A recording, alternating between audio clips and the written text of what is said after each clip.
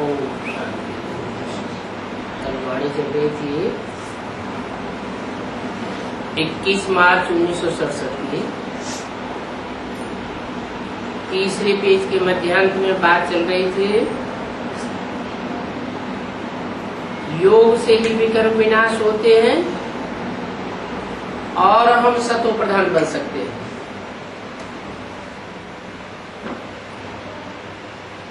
दूसरा कोई उपाय नहीं है।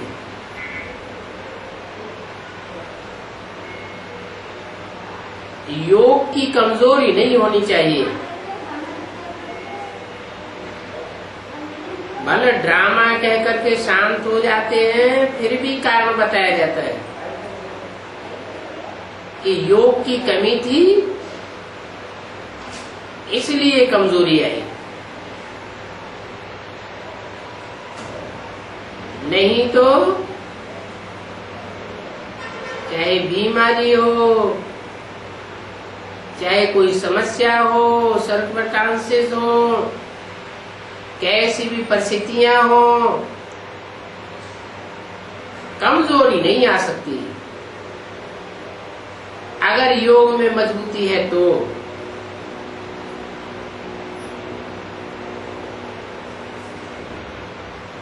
जन्म जन्मांतर का बोझा सिर पर है ना,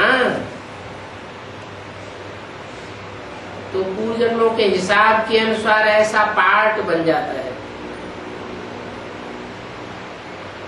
जैसे मम्मा का पार्ट बन गया, बाबा का पार्ट बन गया। मम्मा ज्ञान में बहुत तीखी थी, फिर भी पूर्व जन्मों का कोई ऐसा हिसाब आया जो कैंसर से शरीर छोड़ना पड़ा। और ब्रह्मा बाबा को भी क्या हुआ? हार्ट अटैक हुआ और अचानक शरीर छोड़ना पड़ा। नहीं तो बाबा कहते हैं योग बल वाले का कभी भी हार्ट फेल हो नहीं सकता। तो सिर पर कोई बोझा था पूर्व जन्म का जो ऐसा पार्ट बन गया। यूं तो हम समझते थे कि अंत तक मम्मा रहेगी। क्या अंतिम मुरली में बोला? क्या बोला था? अंतिम तक कि अंत तक मम्मा रहेगी, भल बाबा चले जाएंगे।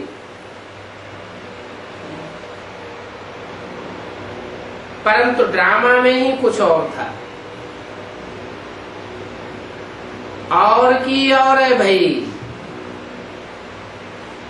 योग की कमी बहुतों में है। योग की कमी होगी तो क्या होगा कि अंत में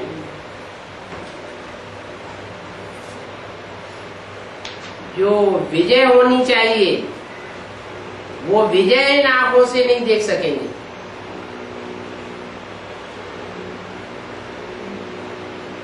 अभी हार जीत का खेल चल रहा है। फाइनल परीक्षा अभी किसी की हुई नहीं है। फाइनल परीक्षाएं होंगी तो जिसने अंत किया उसने सब कुछ किया। कलयुग का अंत और नई दुनिया की शुरुआत जिसने इन आंखों से देखी वो विजयी कहे जाएंगे। और बाकी पुरुषार्थ करने वाले ब्राह्मण सतयुग त्रेता में आवेंगे तो, लेकिन कम जन्म लेंगे, कम कलाओं वाले ब्राह्मण बनेंगे। परम धाम से बाद में आवेंगे तो आत्मा की जीवन मुक्ति की स्टेज कम हो जाएगी।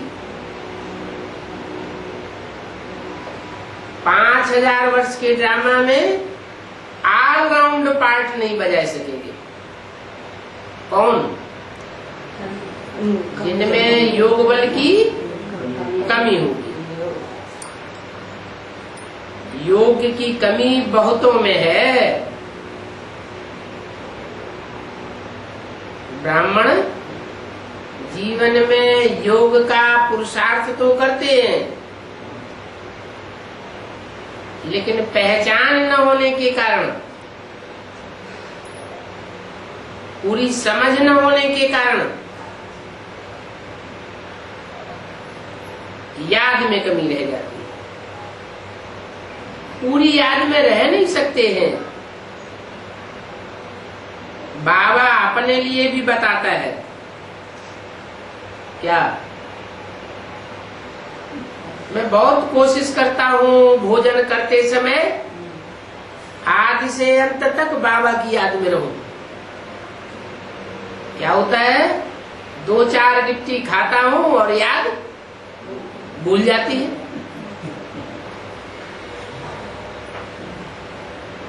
अब वो भोग चाहे मुख का भोग हो, चाहे कोई दूसरी कर्मेंद्रियों का भोग हो,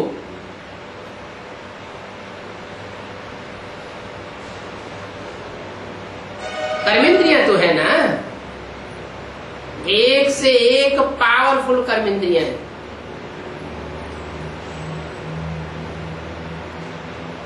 विकार जुड़े हुए हैं। सबसे कड़ा विकार कौन सा है? काम विकार। विकारी सुख तो भोगते हैं, लेकिन याद टिकती नहीं। बाप कहते हैं कर्म करते मुझे याद करो, लेकिन याद टिकती ही नहीं।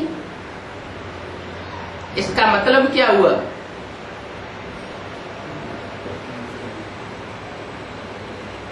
विकार आते हैं देह के संग से,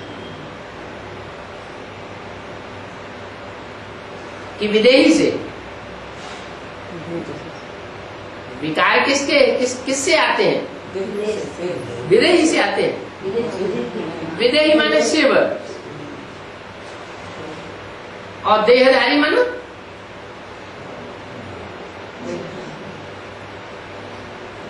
जो विकारी बनते हैं। देहधारियों की पैदाइश इस दुनिया में किससे हुई? विकार से हुई। तो बोला कि कर्म करते मुझे याद करना है, लेकिन भूल जाते हैं।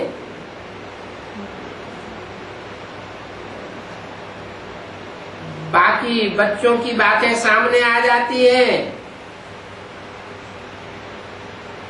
तो बाबा भी भूल जाते हैं। यह भी कमी समझते हैं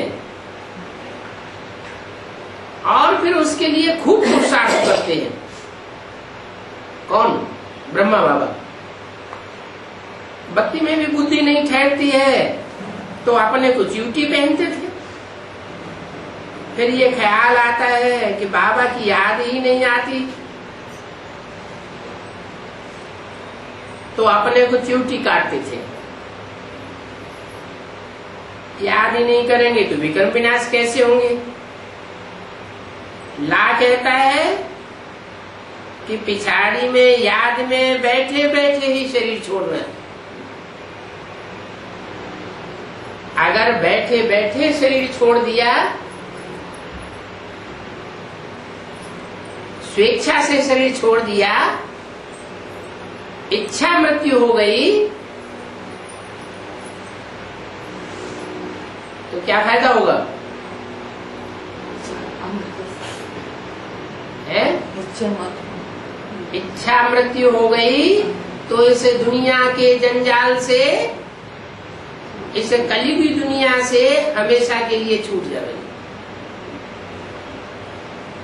हमेशा का मतलब ऐसे नहीं कि 5000 वर्ष तक के लिए छूट जाएंगे, माना लंबे समय तक मुक्ति हो जाएगी।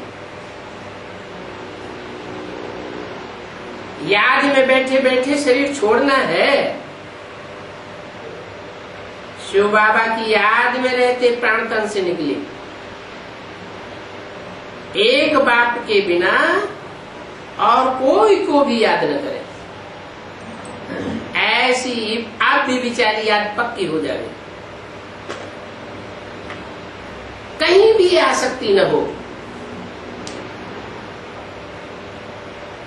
न देह में, न देह के संबंधियों में, न देह के पदार्थों में।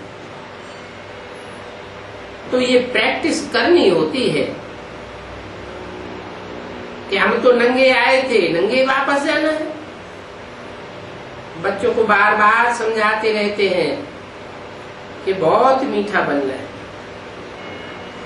दैवी गुण भी होने चाहिए। ये देह अभिमान का भूत होता है ना, जो दैवी गुण धारण नहीं करने देता है। अपने पर बहुत ध्यान रखना है, अपने पर बहुत ध्यान रखना है। माना आत्मिक स्थिति की स्मृति जाने न पाए, बहुत प्यार से चलना है। बाप को याद करना है और चक्र को याद करना है। चक्र का राज किसको समझाओ तो भी कोई बंडल खावेंगे। 84 जन्म तो कोई को याद नहीं रहते, तो 84 लाख योनियों में चक्कर कैसे काटेंगे? दुनिया वाले क्या कहते हैं कि 84 लाख का चक्कर है, और बाप कहते हैं 84 लाख योनियां तो हैं, लेकिन मनुष्य आत्मा 84 लाख योनियों में जाती नहीं है। मनुष्य का जन्म मनुष्य योनि में ही होता है। हाँ, भक्ति मार्ग में जो भी बातें आई हैं वो यादगार कहाँ की है? कैसे? ये 84 जन्म और 84 लाख योनियों की बात कैसे यहाँ लागू होती है?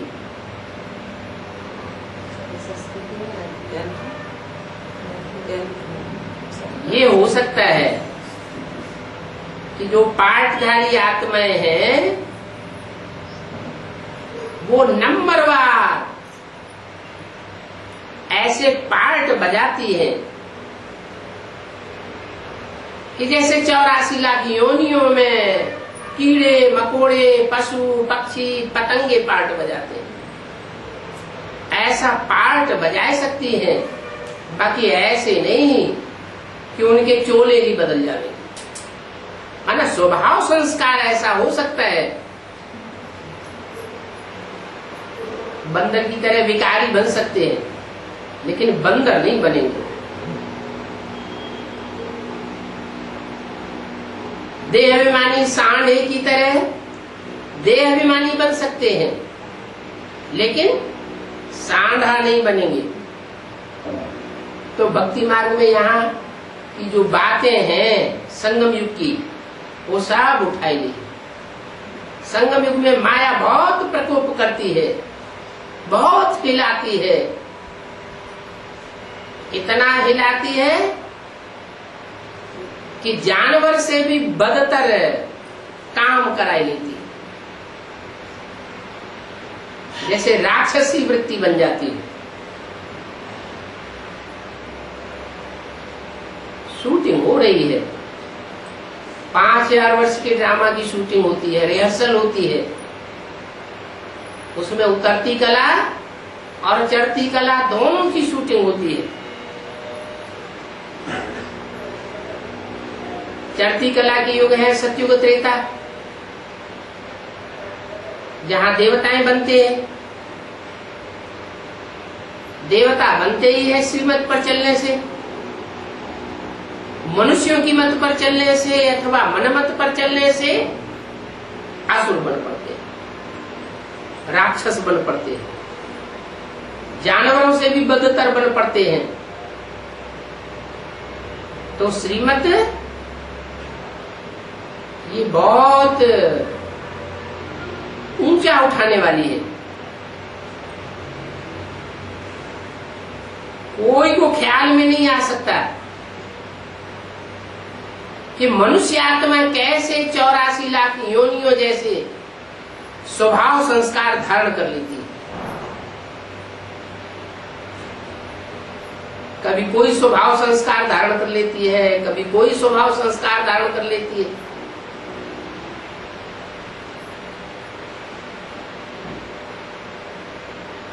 जैसे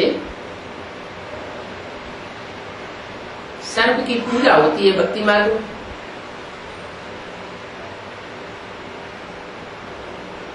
तो पूजा का आधार क्या है? पवित्रता। तो क्या सर्प ने पवित्रता धारण की होगी? सर्प की तो बात ही नहीं। कोई मनुष्य ऐसे हुए हैं सर्प मिसल, कामी, क्रोधी, लोभी, मोही, अहंकारी, जो शंकर जी से लिपटे हुए दिखाई जाते हैं। काम विकार की यादगार कमर में सर्प लिपटा हुआ है,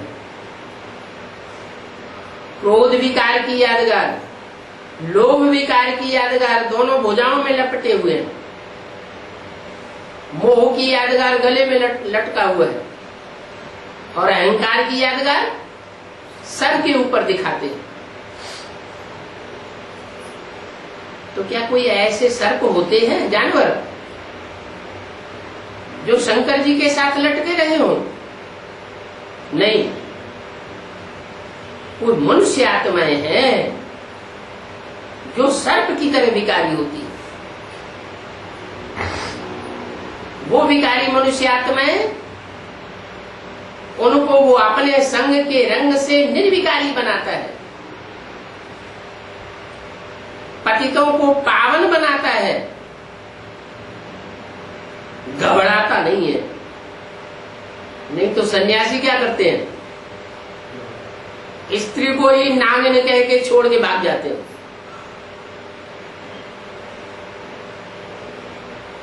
है खुद में कमजोरी, कहीं इनके संग के रंग से हम पतित न हो जाए, बुद्धि हमारी पूरी भ्रष्ट न हो जाए, इसलिए छोड़ के भागते हैं। लेकिन जो परमात्मा पाठधारी है वो विकारी दुनिया को पवित्र बना करके जाएगा, छोड़ करके जाने वाला नहीं है। इब्राहिम, बुद्ध, क्राइस्ट, गुरु नानक, विवेकानंद, ब्रह्मा बाबा सब शरीर छोड़ करके चले गए। इस विकारी दुनिया से, इस विकारी दुनिया के संग के रंग में रह करके विजय प्राप्त करके कोई भी नहीं गए। कोई भी काम विकार के ऊपर विजय प्राप्त करके नहीं गए।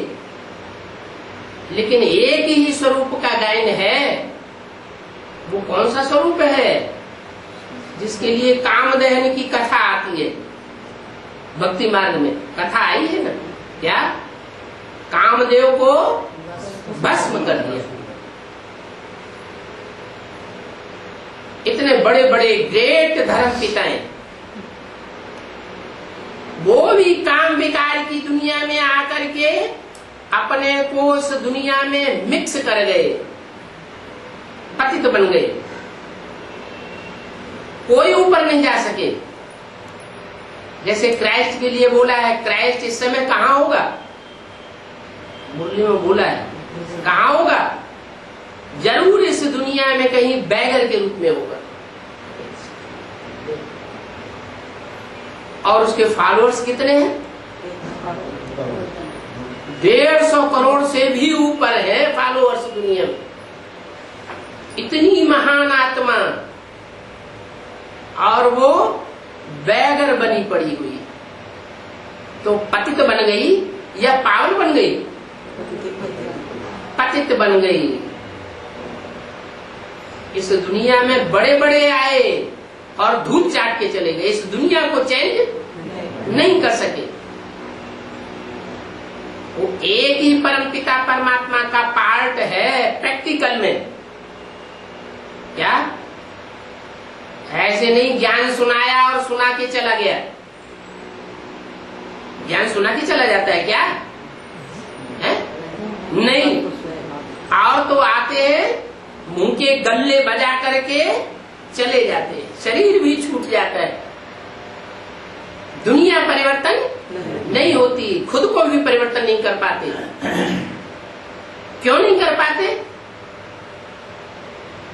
क्योंकि जो धर्म है, धर्म के नाम पर अधर्म बन चुके हैं, तामसी बन चुके हैं, उन अधर्मों का विनाश नहीं कर पाते।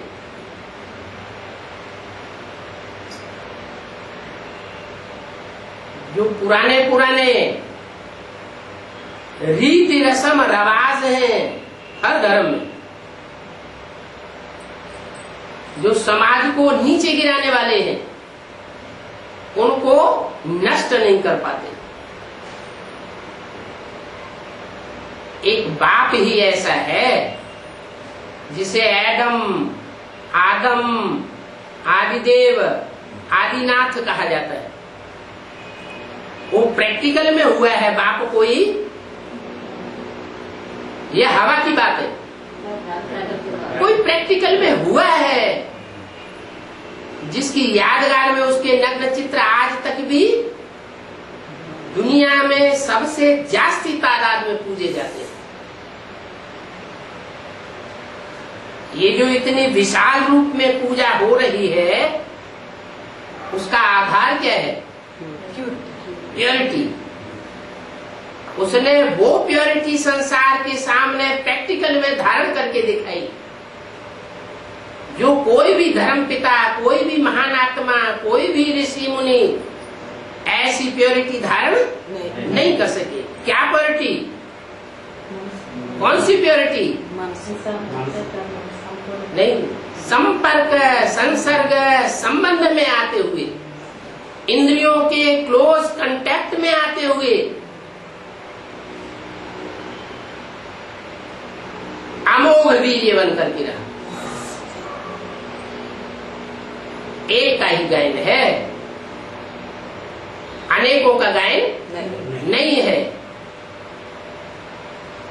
वो पावर उसे कैसे प्राप्त होती है? याद के बल से। और सब्जेक्ट्स चाहे कच्चे रह जाए, लेकिन एक सब्जेक्ट में अगर 100% पास है तो सब सब्जेक्ट्स में उसे पास मार्क्स मिलेंगे या फेलियर हो जाएगा। गायन है योग बल से विश्व की बादशाही,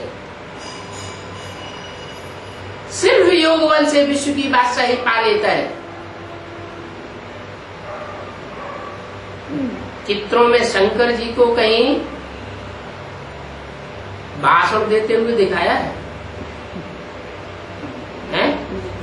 नहीं दिखाया। भाग दौड़ की कोई सेवा करते हुए दिखाया? कोई भी कर्म करते हुए दिखाया? क्यों? विष पीते हुए नहीं दिखाते हैं?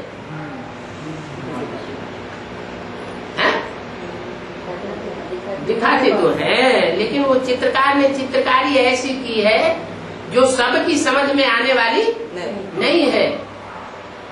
वो विष पीने की प्रक्रिया मनुष्य कोई जानवरों में सबके सामने नहीं करते हैं।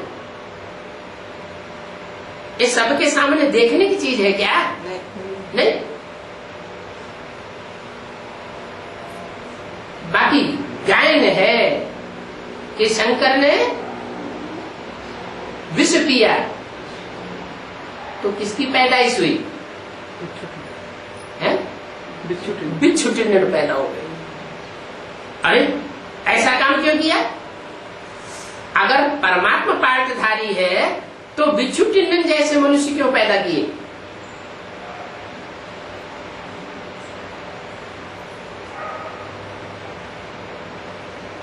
प्रजापिता के बारे में ये बात आती है कि उन्होंने यज्ञ रचा और उस यज्ञ का विध्वंस करने के लिए उन्होंने रुद्र तैयार कर दिए और उन्होंने उस यज्ञ को विध्वंस कर दिया।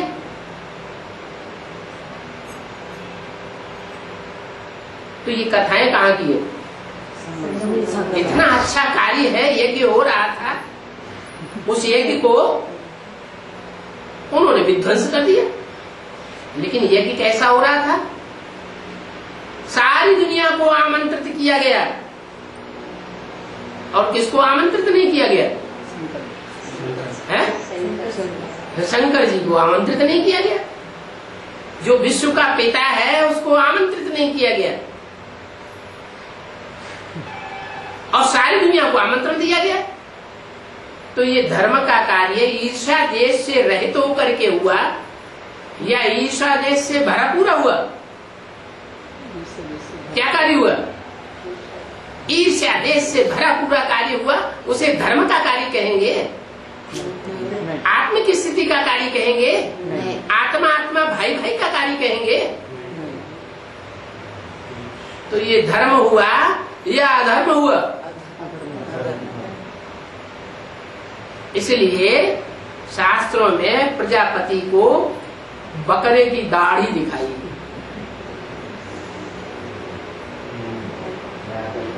बकरा माना मैंने किया, मैं करने वाला हूँ। ये अहंकार का उच्छेदन करना जरूरी है। दुनिया में इतने इतने धर्म पिताएं हुए, इतने बड़े बड़े धर्मों की स्थापना की, मठपंथ स्थापन हुए, मैं करते करते चले गए, और उनके फॉलोअर्स भी मैं कर रहे हैं। मैं करूंगा इस दुनिया को स्वर्ग मैं बनाऊं। जैसे गांधी जी क्या कहते चले गए? राम राज्य स्थापन करें। और बेहद के गांधी जी, ब्रह्मा जी क्या कहते चले गए? स्वर्ग स्थापन करूंगा, ये करूंगा, वो करूंगा, और बीच में ही प्राण छूट गए। और स्वर्ग की जगह और क्या? नरक ही स्थापन हो गया। तो धर्म के नाम पर धतिंग स्थापन हुए पड़े हैं दुनिया में। अंधश्रद्धा अंधविश्वास युक्त कर्म हो रहे हैं। उन अंधश्रद्धा अंधविश्वास का उच्छेदन जब तक नहीं हुआ है, उन अधर्मों का नाश नहीं हुआ है, उन अधर्मियों का नाश जब तक नहीं हुआ है, तब तक नई दुनिया की स्थापना संसार में प्रत्यक्ष नहीं हो सकती। और ये कार्य कोई ने भी नहीं किया। धर्म पिताएं आए, अपने अपने धर्म की धारणाएं स्थापन कर दी, और धारणाएं स्थापन करके चले गए। पुरानापन खलास नहीं हुआ, और नया धर्म स्थापन करके चले गए। कोई घड़ा हो, उसमें 4, 6, 10 बूंद विष का रखा हुआ हो, और उसमें दूध पे दूध डालते चले जाओ, नए घड़े उड़ेल दो, तो क्या बना रहेगा? विष का विष ही बना रहेगा। इस दुनिया में से जब तक पाप का पूरा उच्छेदन नहीं होता, पापियों का पूरा उच्छेदन नहीं होता, अधर्म का पूरा नाश नहीं होता, तब तक सत धर्म की सतयुगी दुनिया स्थापन नहीं हो सकती। और ये तभी हो सकता है जब योग बनो।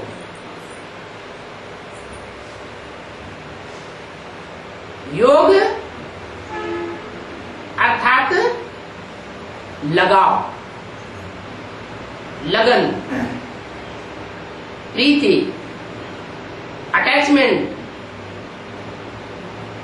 किसी के साथ अटैचमेंट होता है ना, तो खाना पीना भी अच्छा नहीं लगता।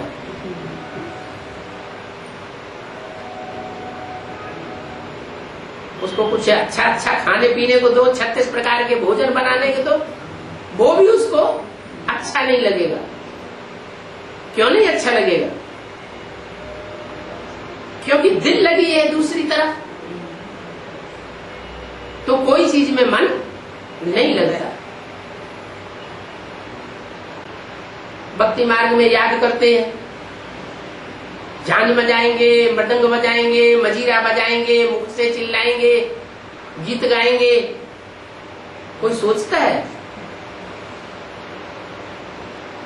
कि याद करने के लिए इन चीजों की जरूरत है? ये आर्टिफिशियल याद है या ओरिजिनल याद है? आर्टिफिशियल याद है।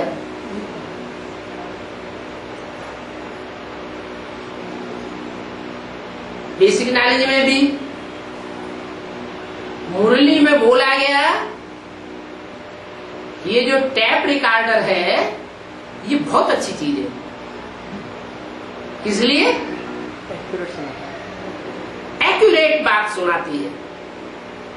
माने बाबा ने, ब्रह्मा बाबा ने जो बोला उसको एक्यूरेट सुनाएगा, कुछ भी काट छांट नहीं होगी। तो हर बच्चे को जिसके पास पैसे है वो अपने पास टैप रिकॉर्डर रखना चाहिए। नाजुक चीज है, थोड़ा संभाल से रखनी पड़े तो दूसरों की वाणी अच्छी सेवा होगी, ओरिजिनल बाबा की वाणी सुनने को मिलेगी। लेकिन फिर हुआ क्या? जो भक्त किस्म की आत्माएं दूसरे दूसरे धर्मों की यज्ञ में घुसी हुई है, उन्होंने क्या करना शुरू कर दिया? बाबा की वाणी सुनाई, बाबा की वाणी सिक्योर करके रखी, सुरक्षित करके रखी, या गीत और मृदंग मजीरा बजाना शुरू कर दिया उसमें। कोई आर्टिफिशियल याद शुरू हो गई। जैसे भक्ति मार्ग में आर्टिफिशियल थे वैसे ज्ञान मार्ग में भी आर्टिफिशियल हो गए। तो याद कच्ची हुई या पक्की हुई? तो कच्ची याद हो गई। जिससे लगन लग जाती है, जिससे प्यार हो जाता है, स्नेह हो जाता है, लगाव हो जाता है, उसकी याद के लिए कोई आधार की जरूरत नहीं है। वो ऑटोमेटिक याद आती है। याद आती नहीं है, याद सताती है। समस्या ये नहीं होती कि याद कैसे करें, समस्या क्या होती है? याद कैसे भूले, ऐसी स्थिति हो जाती है। और अभी क्या है? बाबा रोज रोज मुरलियों में बोलते रहते हैं, बच्चे मुझे याद करो, मुझे याद करो, मुझे याद करो। लेकिन याद स्थायी होती क्यों नहीं है? कृष्ण जन्मों के हिसाब किताब सामने आए थे, पूजन के हिसाब किताब सामने आते रहे। ये कब तक आते रहेंगे? माना हिसाब किताब जब खत्म हो जाएंगे, पूर्व जन्म के पापों के हिसाब किताब जब खत्म हो जाएंगे तब याद आएगी। इसका मतलब ये बात झूठी हो गई कि परमात्मा की याद से पूर्व जन्मों के पाप कर्म भस्म होते हैं।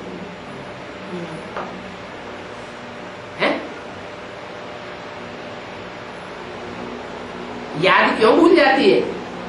श्रीमत पर प्यार नहीं। हाँ, क्यों प्यार क्यों नहीं है? देहधारियों से प्यार क्यों हो जाता है जो अल्पकाल की प्राप्ति कराते हैं? परमात्मा को पहचाना नहीं। हाँ, असली बात यह है कि परमात्मा बाप मैं जो हूँ, जिस रूप में पार्ट बजा रहा हूँ, उसको उसी रूप में कोई ने पूरा पहचाना नहीं है। अगर पूरी पहचान हो जावे तो बुद्धि ऐसी लटक जाएगी कि बुद्धि से याद छूटेगी। जैसे अव्यक्त वाणी में बोला क्या समस्या ये न हो कि याद भूल जावे, समस्या ये कि याद भूले कैसे।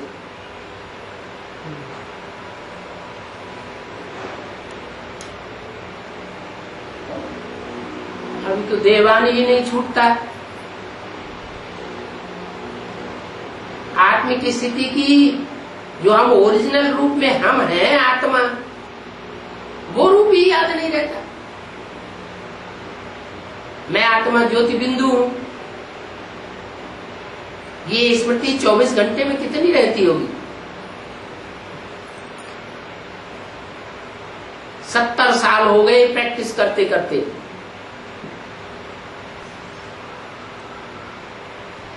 चौबीस घंटे में कितनी याद ठहरती होगी? बाबा कहते हैं 8 घंटे अगर बीज रूपी स्टेज में टिक जाए, बीज माने बिंदु, तो पुरुषार्थ समझो पूरा हो गया, अष्ट देवों के लिए आ जाएंगे। तो अभी कितना हो रहा है? अरे कोई तो बोलो हैं? 8 घंटे की जगह कितना हो रहा है? हैं? बाबा तो लक्ष्य देते हैं निरोगी कंचन काया बनेगी 8 घंटे याद पूरी होने पर। ये काया जो है ना, शरीर, इसमें जो भी रोग शोक है वो सब खलास होने लगेंगे,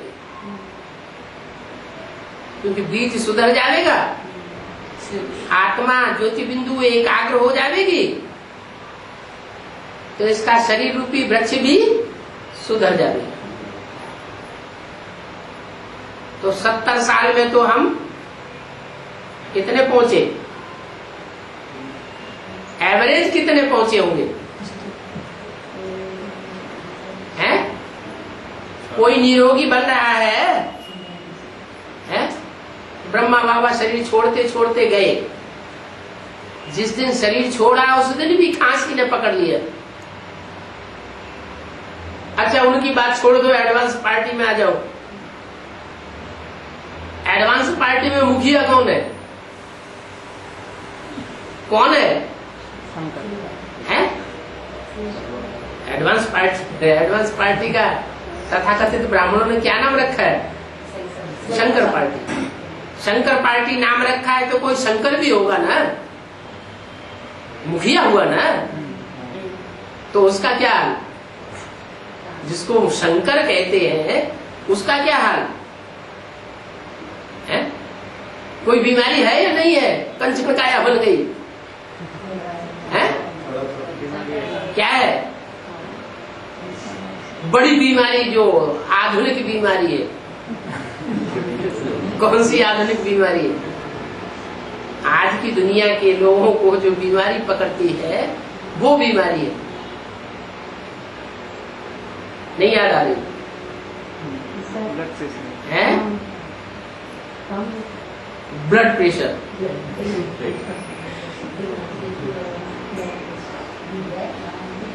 तो ये भी बीमारी है ना। वैद्य लोग कहते हैं ब्लड प्रेशर कोई बीमारी नहीं होती, बीमारी कोई दूसरी होती है। अगर वो दूसरी बीमारी हटा दी जाए तो ब्लड प्रेशर अपने आप खत्म हो जाएगा। तो ये आधुनिक बीमारी है। विदेशियों को पहले पकड़ा, क्योंकि मुरली में बोला बाप इस समय विदेशी बनकर के आते हैं। क्या बाप क्या बनकर के आते हैं? विदेशी बनकर के आते हैं। तो विदेशी बनकर के आए तो बीमारी भी कौन सी पकड़ेगी? विदेशी बीमारी पकड़ती है। साधारण तन में आते हैं ना, साधारण तन में आते हैं तो कर्म भी कैसे करेंगे? साधारण कर्म ही करेंगे। तो उनको भी, जो एडवांस पार्टी की बड़ी से बड़ी हस्ती है, उसको भी बीमारी पकड़ती है। अब क्या कारण है, क्यों पकड़ती है, वो एक अलग बात, वो तो बता दिया। क्या बाप और दादा चाहे तो वापस जा सकते हैं। बाप कौन और दादा कौन? राम वाली आत्मा बाप। राम बाप को कहा जाता है, कृष्ण बच्चे को कहा जाता है। ऐसे कहीं मुरली में बोला कृष्ण बाप को कहा जाता है, राम बच्चे को कहा जाता है? कहीं बोला मुरली में? नहीं बोला। माने राम वाली आत्मा जो है वो बाप के रूप में पार्ट बजाती है, मनुष्य सृष्टि का बाप। और कृष्ण वाली आत्मा मनुष्य सृष्टि की शुरुआत में ही अव्वल नंबर का प्रिंस अर्थात बच्चे का पार्ट बजाती है। तो ये दोनों आत्माएं अभी ब्राह्मणों की संगम दुनिया में मौजूद है। बल ब्रह्मा ने शरीर छोड़ दिया तो भी कोई न कोई बच्चे में प्रवेश करके पार्ट बजाती है। ब्रह्मा को सितारा कहा जाता है, सूर्य कहा जाता है, या चंद्रमा कहा जाता है? चंद्रमा कहा जाता है। ब्रह्मा की आत्मा संपूर्ण हो गई या अधूरी है? अभी भी अधूरी, क्योंकि सूक्ष्म शरीर के बंधन में है। सूक्ष्म शरीर का बंधन भी है तो भी अधूरापन कहेंगे, संपूर्ण नहीं कहेंगे। सूक्ष्म शरीर का भी बंधन खत्म हो जाए, निराकारी, निर्विकारी, निरहंकारी स्टेज बन जाए, तो वो अधूरा चंद्रमा जिस ब्राह्मण के अंदर प्रवेश करके पार्ट बजाता है, उसकी यादगार में शंकर के मस्तक में क्या दिखाते हैं? अर्धचंद्र दिखाते। अर्धचंद्रमा संपन्न आत्मा नहीं है। इसलिए क्यों नहीं है संपन्न? अभी तक भी संपन्न क्यों नहीं है? क्योंकि अभी एडवांस की पढ़ाई उसकी भी पूरी नहीं हुई है। कृष्ण की आत्मा भी इस समय पढ़ाई पढ़ रही है। कृष्ण बच्चा है, इसके द्वारा पढ़ रही है। जो बाप टीचर सदगुरु का एक ही व्यक्तित्व का पार्ट है। क्या मैं बाप भी हूँ, मैं टीचर भी हूँ, मैं सदगुरु भी हूँ। एक ही रूप से तीनों हूँ। ये नहीं कहा मैं माँ भी हूँ। किसी मुरली में बोला क्या कि मैं माँ भी हूँ, मैं बाप भी हूँ, मैं टीचर भी हूँ, मैं सदगुरु भी हूँ?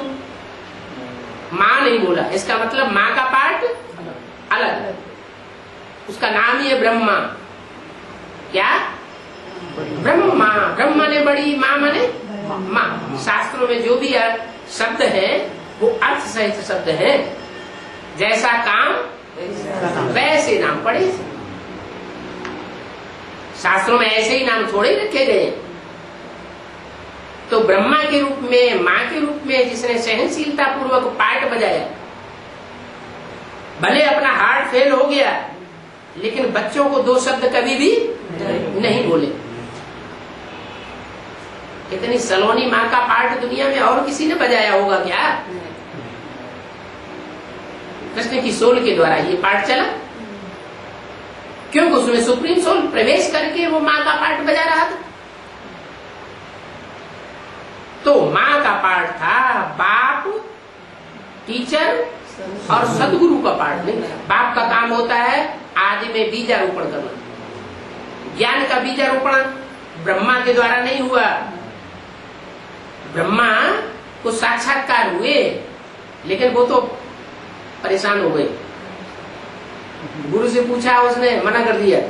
वाराणसी में गए, विद्वान पंडित आचार्यों से उनको संतुष्टि नहीं हुई, तो भटकते रहे। इसका मतलब साक्षात्कार होना, कोई ज्ञान होना, ज्ञान का बीजारोपण नहीं हुआ। ज्ञान का बीजारोपण तब हुआ जब अपनी गद्दी पर पहुंचे कलकत्ते। जिन बच्चों के लिए बोला है मुरली में, ऐसे ऐसे बच्चे थे जो मम्मा बाबा को डायरेक्शन देते थे, ड्रिल कराते थे, टीचर बन करके बैठते थे, वो बच्चे अभी यज्ञ में नहीं है। कारण या कारण चले गए, राम फेल हो गया, बोलते हैं कि नहीं? तो वो आत्माएं जो यज्ञ के आदि में, जिनमें पहले पहले शिव ने प्रवेश करके बाबा के, ब्रह्मा बाबा के साक्षात्कारों का अर्थ खोला था, वो ही ज्ञान का बीजारोपण हुआ। ब्रह्मा बाबा की बुद्धि में, क्योंकि प्रैक्टिकल में साक्षात्कार हुए थे, ये पक्का बैठ गया मैं कृष्ण बनने वाला हूँ, क्योंकि कृष्ण का साक्षात्कार उनको हुआ। मैं विष्णु बनने वाला हूँ, क्योंकि विष्णु का साक्षात्कार उनको हुआ। इस दुनिया का विनाश होने वाला है, विनाश का साक्षात्कार हुआ तो भले रो पड़े, लेकिन साक्षात्कार तो उन्हीं को हुआ ना। उस व्यक्ति को तो नहीं हुआ जिसके द्वारा ये साक्षात्कारों का रहस्य खोला गया, ज्ञान का बीज डाला गया। तो बीजारोपण करने वाला पिता है। इसलिए संस्कृत वाली गीता में भी आया, अहम बीज प्रद पिता, मैं बीज बोने वाला पिता हूं। काहे का बीज? ज्ञान का बीज बोए। वो ज्ञान का बीज बोने वाला बाप यज्ञ के आदि में ही चला गया बीज बोकर, क्योंकि आदि में जो पार्ट है वो काम खत्म हुआ, तो रह करके क्या करेगा? बीज डाल दिया गया धरणी में। धरणी माने माता, माता माने ब्रह्मा। अब वो बीज है, वो तो पैदा हुआ कि नहीं, तो पनप गया। सन 68 तक ब्राह्मणों की ढेर पैदाइश हो गई उस बीज से।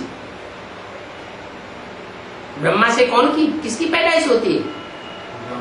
ब्रह्मा से ब्राह्मण निकले, मुख से, मुख का ज्ञान सुन करके। हाँ, ये बात दूसरी है, कोई कुखवंशावली बने, कोई मुखवंशावली बने।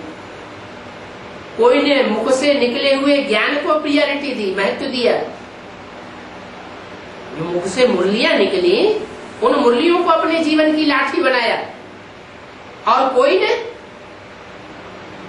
मुख से निकली हुई वाणी को अपने जीवन की लाठी नहीं बनाया, ब्रह्मा बाबा के शरीर को लाठी बनाया। ब्रह्मा बाबा के शरीर को, चेहरे को ही देखते रहते थे, ज्ञान व्यान सुनने जैसे भूल जाते थे। ब्रह्मा बाबा के द्वारा जो भी यज्ञ की दुनिया में प्रॉपर्टी इकट्ठी हुई, उसके ऊपर उनकी नजर थी। नजर थी तब तो वर्ल्ड रिन्यूअल ट्रस्ट बाबा की जानकारी के बगैर बना लिया। बाबा को हवा तक भी नहीं लगने दी और वर्ल्ड रिन्यूअल ट्रस्ट तैयार हो गया। उस वर्ल्ड रिन्यूअल ट्रस्ट के आधार पर ये सारी संस्था जो ब्रह्मा कुमारी ईश्वरी विश्वविद्यालय वो चल रहा है। वो वर्ल्ड रिन्यूअल ट्रस्ट का अगर भंडाफोड़ हो जाए तो पूरी संस्था अभी अपंग हो जाएगी। लेकिन वो तो ड्रामा बना हुआ है, शास्त्रों में लिखा हुआ है क्या कि दुर्योधन आया भगवान से मांगने और अर्जुन भी आया भगवान से मांगने। क्या मांगा? अर्जुन ने मांगा, वो दुर्योधन ने नहीं मांगा। दुर्योधन ने मांगा हमें आपका धन संपत्ति, सेना, महल, माणिया, अटारियां, राज्य सब चाहिए, तब हम जीत के दिखाएंगे। ये धर्म युद्ध और कर्म युद्ध। और अर्जुन ने क्या कहा? प्रभु हमें आपका कुछ नहीं चाहिए, हमें सिर्फ आप चाहिए। अलग को मिला अल्लाह, बेबादशाही सारी भागीदार को दे दी। क्योंकि आज में दोनों ही भागीदार थे ना। कौन? ब्रह्मा बाबा दादा लेखराज, उन्होंने अपनी धन संपत्ति लगाई दुकान में, और जो भागीदार था उसने अपना तन और बुद्धि लगाई। जो रत्नों की दुकान थी उसे चलाने के लिए, तो भागीदार तो दोनों हुए ना। तो रेल का राही कौन हो गया?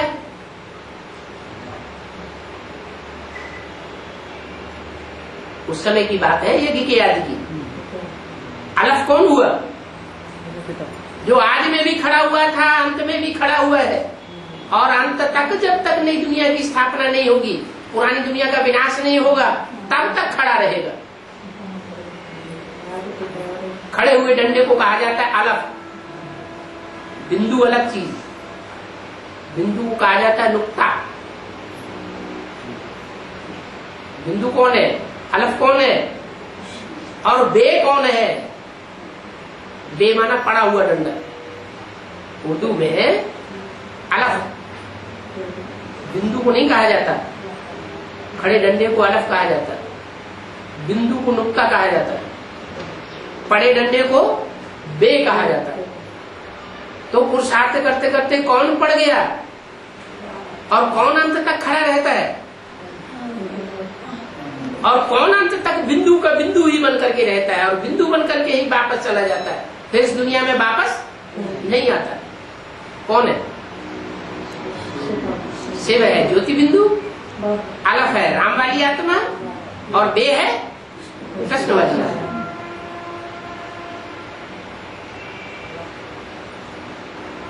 तो ये तीन जो बातें बताई, अक्षर अलफ को मिला अल्लाह, बे बादशाही सारी भागीदार को दे दी। माना ब्रह्मा बाबा को यज्ञ की सारी संपत्ति, सारा कारोबार उनके हाथ में सौंप दिया और खुद रास्ता लिया। क्या समझ के? अरे हमें तो भगवान मिल चुका, मैं तो परमात्मा बाप का मुकर्रर रथ हूं। दो रथों की बात की है मुरलियों में। कौन कौन से दो रथ? मुकर्रर रथ और टेम्परेरी रथ। टेम्परेरी माने आज है, कल नहीं रहेगा, और मुकर्रर माने आज भी है, रहेगा, बीच में भी रहेगा और अंत में भी रहेगा। उसको कहते हैं मुकर्रर। तो ब्रह्मा का पार्ट है तो तीन मूर्तियां ना। किसकी तीन मूर्तियां हैं? अरे ये तीन मूर्तियां हैं, ब्रह्मा विष्णु शंकर। ये किसकी तीन मूर्तियां हैं? शिव की तीन मूर्तियां हैं। मुरली में तो बोला है त्रिमूर्ति शिव जयंती कहना चाहिए, सिर्फ शिव जयंती नहीं कहना है। शिव माने बिंदु, बिंदु तो आत्मा का नाम है। मेरी आत्मा का ही नाम शिव है, वो कभी बदलता नहीं। जब शरीर बदलते हैं तो नाम भी बदल जाता है। कृष्ण के अंतिम चोले में प्रवेश करते हैं तो नाम पड़ता है ब्रह्मा। राम के अंतिम चोले में प्रवेश करते हैं तो नाम पड़ता है शंकर। नाम बदल जाता है तब जब शरीर में प्रवेश करते हैं। तो एक ही सुप्रीम सोल तीन मूर्तियों के रूप में संसार में प्रत्यक्ष होता है। ब्रह्मा के रूप में और बीच में शंकर के रूप में और अंत में विष्णु के रूप में पालना करने के लिए नहीं दुनिया। ये तीन मूर्तियां हैं जो विश्व विजय करके दिखलावे तब होवे प्रणपूर्ण हमारा। आज तक भी झंडारोहण करते हैं तो गाते हैं क्या? सारा भारत गाता है। क्या गाता है? झंडा ऊंचा रहे हमारा विजयी विश्व तिरंगा। क्या तो कपड़े का झंडा विश्व विजय करेगा क्या? है? कोई चैतन्य तीन मूर्तियां होनी चाहिए ना। जो तीन मूर्तियां संसार में विश्व विजय का झंडा फहराती है। कपड़े का झंडा तो चाहे जितने फहरा लो, चाहे जितनी बिल्डिंगें बना लो और कपड़े का झंडा फहरा लो, ये तो आसान है। लेकिन बाप की प्रत्यक्षता का झंडा फहराना ये आसान काम नहीं है। क्या उन तथाकथित ब्राह्मणों का बड़े से बड़ा जो नहीं, बड़े से बड़ा महारथी जो गाया जाता था, कौन? नहीं, प्रकाशमणि दादी को तो लकब उसने दिया मुख्य प्रशासिका। वो चाटुकार हुए। अब जैसे हर धर्म होता है ना, तो हर धर्म में बड़े बड़े गुरुओं को के चाटुकार होते हैं, वो उनको लकब दे देते हैं। लेकिन बड़ा पुरुषार्थी कौन था जो ज्ञान में बड़ा महारथी माना जाता था? है? जगदीश भाई। वो जगदीश भाई भी शरीर छोड़ते छोड़ते कह गए क्या? अमृतवाणी में बोला है कि मेरी एक आस रह गई। क्या? कि मैं बाप को प्रत्यक्ष नहीं कर सका। फिर कौन प्रत्यक्ष करेगा? अरे कौन झंडारोहण करेगा? झंडा बुलंद करना सामने संसार के, यही बाप की प्रत्यक्षता है। झंडे में कितने कपड़े हैं? तीन कपड़े हैं। नीचे का कपड़ा हरा,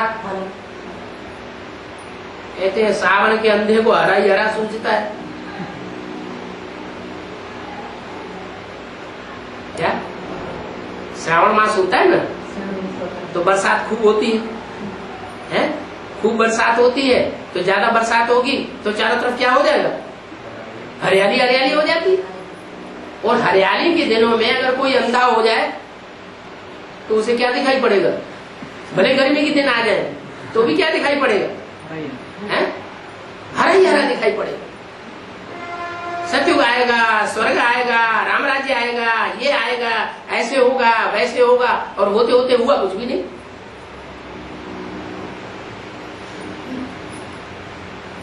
जैसे हद के गांधी जी कहते थे, तो वो तो हद के गांधी जी की बात है, लेकिन फिर भी सहनशीलता का जैसा पार्ट बजाया, ऐसी सहनशीलता का पार्ट दुनिया में कोई भी बजा नहीं सकता। मां के रूप में तो उन्होंने हक अदा करके दिखाया। बल सुप्रीम सोल का वो करिश्मा था, आत्मा का करिश्मा नहीं था, लेकिन निमित्त तो कोई बना ना। जो निमित्त बनता है उसका नाम बाला होता है। तो मां के रूप में जो पार्ट बजाया वो प्रशंसनीय पार्ट उनका हरे रंग के रूप में दिखाया जाता है। कपड़ा माना शरीर रूपी बस, और उसके ऊपर है सफेद वस्त्र। सफेद वस्त्र किस बात का सूचक है? प्योरिटी का सूचक है और सात्विकता का सूचक है। दुनिया का कोई रंग नहीं, क्या? शुभ्र। और तीसरा कपड़ा लाल रंग। लाल रंग माने केसरिया रंग जिसे कहते हैं। उसका मतलब क्या है? खूनी क्रांति। क्या हिंसक क्रांति? खून होता है तो हिंसा हो जाती है। खून भी दो तरह का होता है, एक हद का खून जो शरीर के अंदर हद का खून है, और एक होता है बेहद का खून। बेहद का खून संकल्पों का खून। आत्मा के अंदर अच्छे और बुरे, माना काले और सफेद, दो तरह के संकल्प दौड़ते रहते हैं। जैसे शरीर के अंदर 16,000 नसें नाड़ियां हैं। आधी नसें नाड़ियां काला खून बहाती हैं और आधी नसें नाड़ियां शुद्ध खून बहाती हैं। इस शरीर के अंदर ही 16,000 नसें नाड़ियां हैं। तो ये तो सारा विश्व है। इस विश्व के अंदर विराट पुरुष भगवान की 16,000 नसें नाड़ियां हैं। वो चैतन्य है या जड़ वाली है? चैतन्य नसें नाड़ियां हैं। उनमें आधी नसें नाड़ियां लेफ्टिस्ट है, माने काला खून बहाने वाली, संकल्पों का गंदा खून बहाने वाली, श्रीमत के अनुकूल संकल्प नहीं चलाती है, देहभान के संकल्प चलाती है, माना कुख वंशावली है। उन्हें ब्रह्मा की गोद ही याद आती है, या तो ब्रह्मा कुमारी ब्रह्मा कुमारों की गोद याद आती है। ज्ञान के पॉइंट उनकी बुद्धि में रमण नहीं करते। और आधी नाड़ियां ऐसी हैं जो ज्ञान के पॉइंट्स में रमण करने वाली है। क्या कोई देहधारी का चिंतन करने वाली नहीं है। अगर आता भी है चिंतन तो उन्हें अच्छा नहीं लगता, उसे छूटना चाहती है।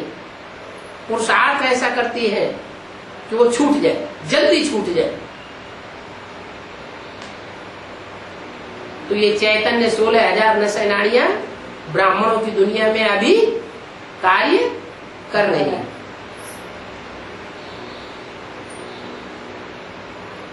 वो खून जो नसों में बहता है, नाड़ियों में बह रहा है,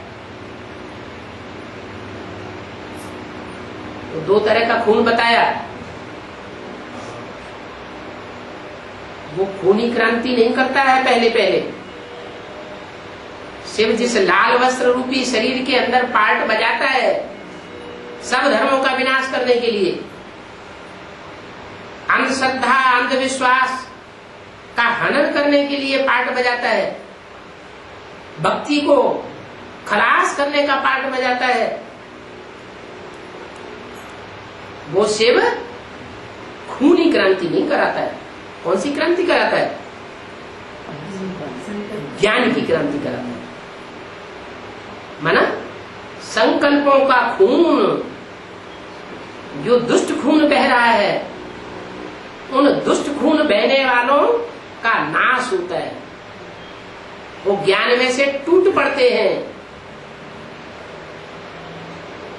फिर बाद में भले खलास हो जाए। और जो श्रीमत पर चलते हैं वो शुक्र खून वाली नाड़ियां है, वो बने रहती है